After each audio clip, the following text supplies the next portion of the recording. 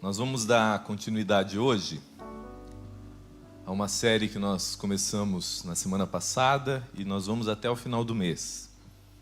Graça para as nossas emoções. Setembro, para quem não estava, é conhecido desde 2015 como Setembro Amarelo, mês de conscientização e prevenção do suicídio. E é um assunto difícil porque é um assunto muito tabu ainda na nossa mente. E é tabu porque a gente tem muita dificuldade de falar sobre coisas que a gente não tem muito controle. E uma das dimensões que podem gerar essa ideação suicida são os sofrimentos emocionais. E a gente tem muita dificuldade, sobretudo os homens. Nós homens somos ruins de falar do que a gente sente. E na semana passada a gente começou nessa jornada mostrando o quão importante para você e para mim é você e eu termos uma noção profunda e ampla da complexidade do que é a existência humana. Quanto das dimensões que a gente carrega que afetam a saúde do nosso ser. E às vezes você está com crise de ansiedade, altamente deprimido, e são seus hormônios em desordem, é sua saúde física que não está sendo cuidada, você come mal, dorme mal, se exercita zero. Isso desestabiliza a química do teu corpo, gerando sensações, inclusive de depressão. Tem um psiquiatra, psicólogo que eu gosto muito, que chama Jordan Peterson. Ele diz que quando ele atendia, porque hoje ele é muito famoso, ele só dá palestras, escreve, mas quando ele atendia, ele fala que ele não fazia nenhum processo terapêutico e não recomendava nenhum medicamento enquanto a pessoa não explicasse com toda clareza, trouxesse todos os exames de sangue, de hormônios, de tudo mais, e como ela comia, como era a qualidade do sono, qual era a rotina dela, porque isso tudo, por si só, já carrega um potencial de bagunçar a gente. Porém, existem dimensões profundas na nossa interioridade, para além da superfície, daquilo que vemos uns nos outros, e que podem aprofundar o sofrimento dentro de nós, se tornando insuportável. Eu acredito que uma das dimensões que mais geram essa intensidade de sofrimento dentro de você são quando você entra em processos de culpa e condenação. Eu quero ler com você um dos textos mais importantes das Escrituras, considerado um compilado de todo o Evangelho, que está em Romanos, no capítulo 3, no verso 21 em diante, quando Paulo escreve assim: mas agora se manifestou uma justiça que provém de Deus, independente da lei, da qual testemunham a lei e os profetas. Justiça de Deus mediante a fé em Jesus Cristo, para todos os que creem. Pois não há distinção, pois todos pecaram e estão destituídos da glória de Deus. Verso 24. Sendo justificados gratuitamente por sua graça, por meio da redenção que há em Cristo Jesus. Esse texto ele é tão potente, justamente porque ele carrega dentro nele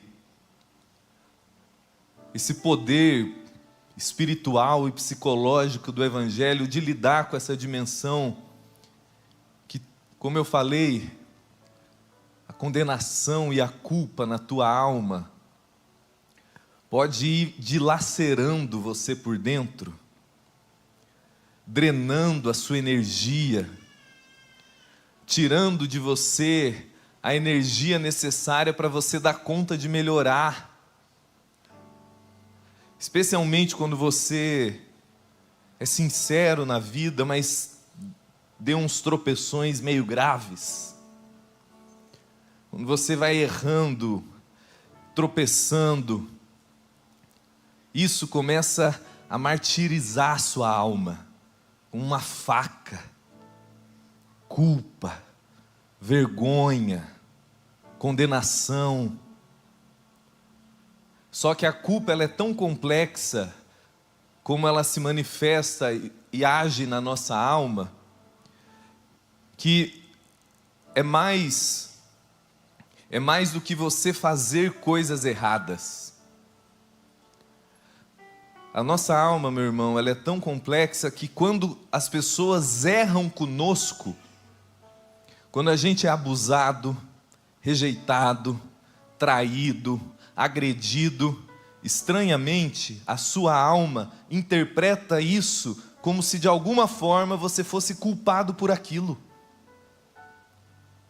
Você sabia que uma criança que cresce num ambiente onde os pais se divorciam, ela não consegue organizar na consciência dela, mas ela introjeta aquela experiência como se ela fosse culpada por aquilo, e ela sofre.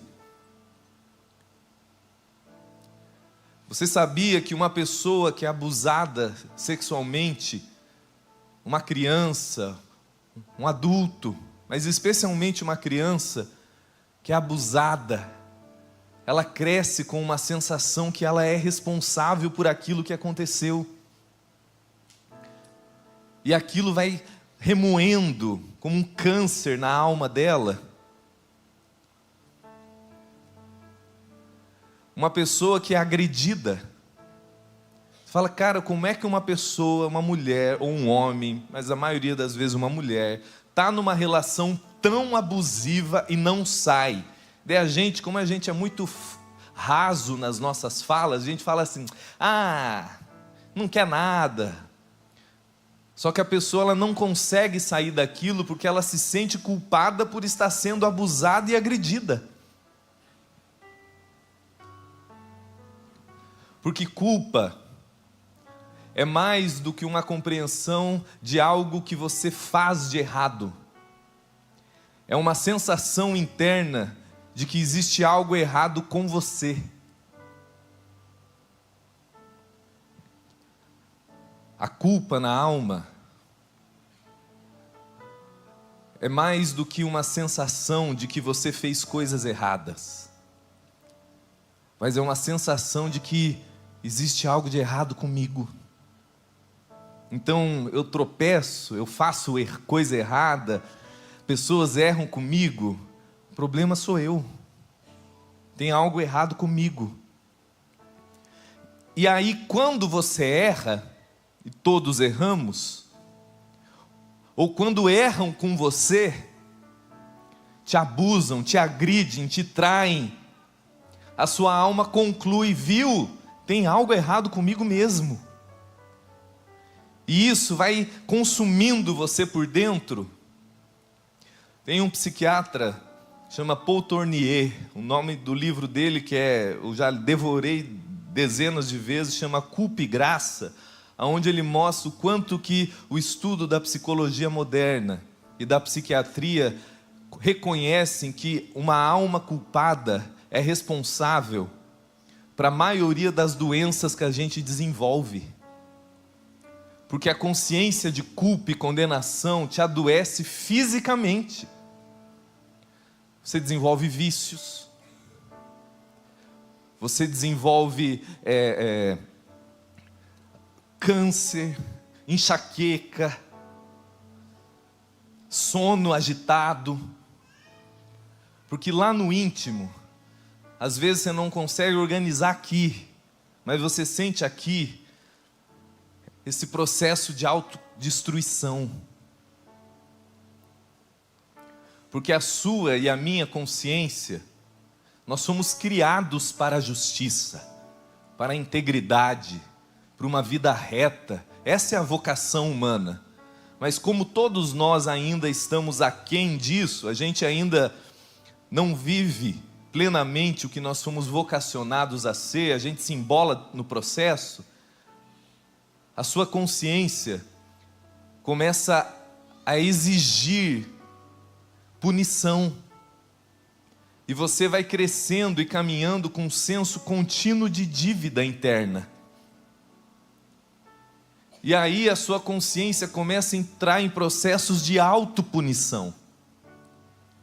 Você pensa que é o diabo, que é o karma, que é a maldição da família, que é aquele bisavô que foi para o prostíbulo, que consagrou você ao Exu, sei lá, um monte de loucura e bobagem que a gente acredita. E se você não se dá conta que é só a sua própria consciência te punindo, te adoecendo, te boicotando. E aí tem oportunidades, você se embola tudo na oportunidade, estraga tudo, você fala, o que é isso? Culpa. Sua alma te impede de aproveitar as coisas, porque ela te martiriza, te pune.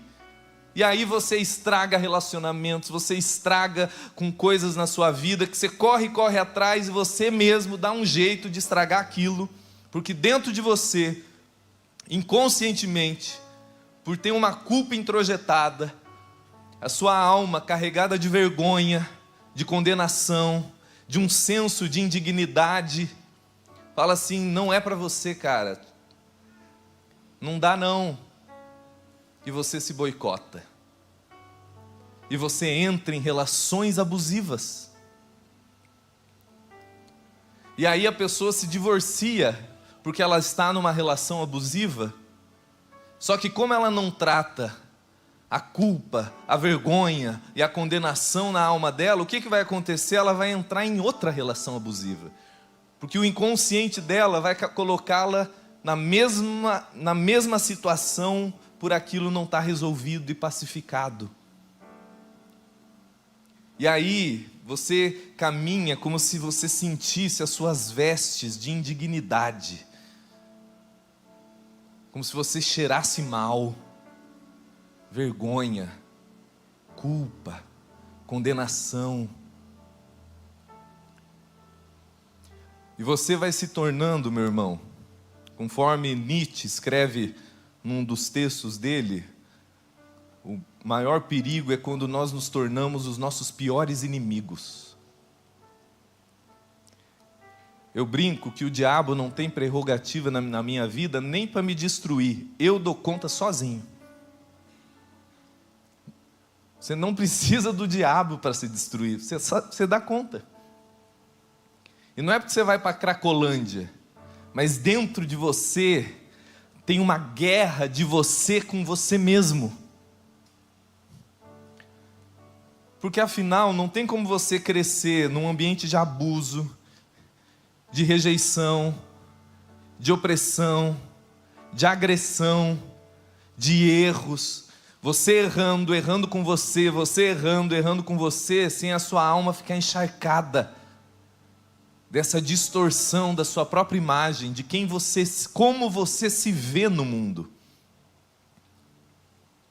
E a gente tenta lidar com isso de muitas formas.